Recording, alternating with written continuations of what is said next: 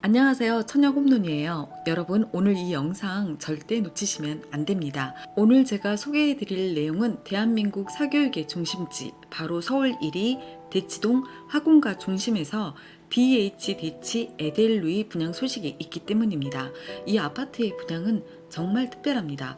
강남 대치동에서 이렇게 신축 아파트가 나온다는 건 드문 일인데요. 음마 아파트 재건축도 계속 보류 중인 상황에서 이런 기회가 다시 오려면 꽤 오랜 시간이 걸릴 것 같기 때문입니다. 입지 한번 볼까요? 명문학교인 대명중학교, 희문중고등학교가 횡단보도 하나만 건너면 도착할 수 있는 바로 맞은편에 위치해 있습니다. 초등학교도 도보 2분 거리에 있는 대형 초등학교로 배정이 됩니다.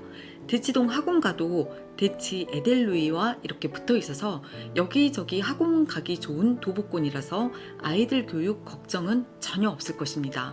이 정도 입지라면 뭐 더 말할 필요가 없겠죠. 강남에 내 집 한 채를 가지는 건 단순히 집 한 채를 넘어 미래의 안정적인 자산이자 자녀 교육의 보장입니다. 자, 삼성역도 도보로 7분 거리에 있습니다. 삼성역은 GTS A와 GTS C 노선이 교차하는 GTS의 핵심 역이에요. 현대자동차 부지에 들어서는 MIC 시설도 엄청난 개발 호재가 될 것입니다. 본격적으로 DH 대치 에델루이에 대해 이야기해 보려 합니다. 이번 영상에서는 청약시 주의할 점도 함께 다룰 예정이니 끝까지 시청해 주셔야 여러분께 도움이 될 것입니다. 자, 전매 제한은 3년, 거주 의무 기간은 2년입니다.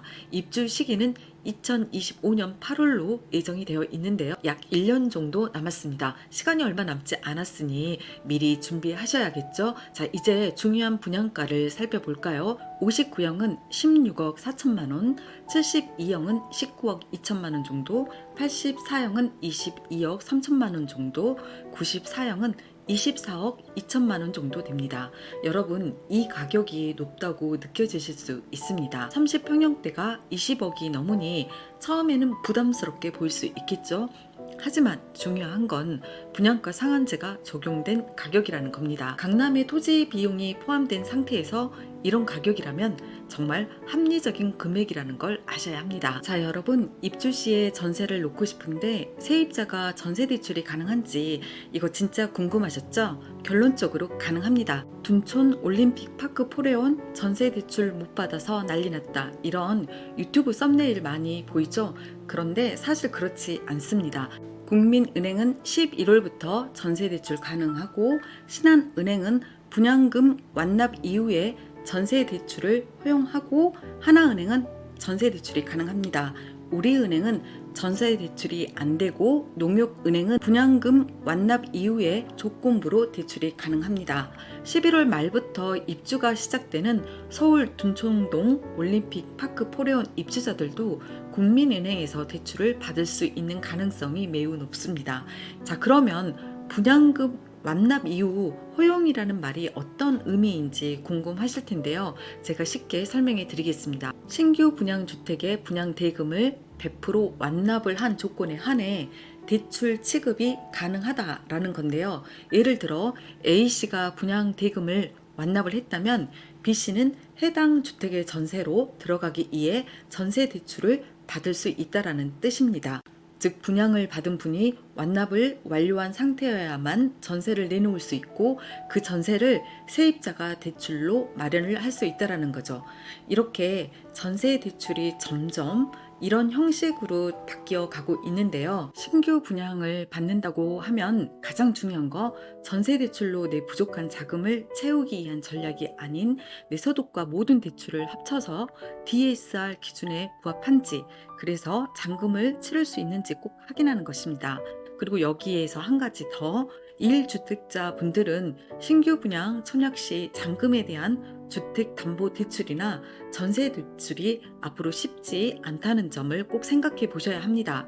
그리고 이번 대치 에델루이는 1주택자 물량이 없다고 생각하셔도 됩니다. 필요한 자금은 이렇습니다. 계약금 20%, 중도금 60%, 잔금 20%로 분양대금을 납부를 하는데요. 계약금만 준비하면 중도금 대출은 50%까지만 가능하고 10%는 자력으로 마련을 하셔야 합니다. 계약금 20%와 중도금 10%를 합하면 59A형을 기준으로 4억 9천만 원, 72형은 5억 9천만 원 정도, 84형 B형은 6억 7천만 원 정도, 94형은 7억 2천만 원 정도입니다. 여기서 중도금 대출 이자는 800만 원에서 1200만 원 정도 되니 이것도 따로 준비를 해야 되겠습니다. 자격에 대해 설명해 드리겠습니다. 크게 특별공급과 일반공급으로 나눠지는데요. 부부라면 각각 특별공급 하나, 일반공급 하나 이렇게 신청할 수 있습니다. 하지만 여기는 투기가열직으로 지정되어 있어서 조건이 조금 까다로운데요.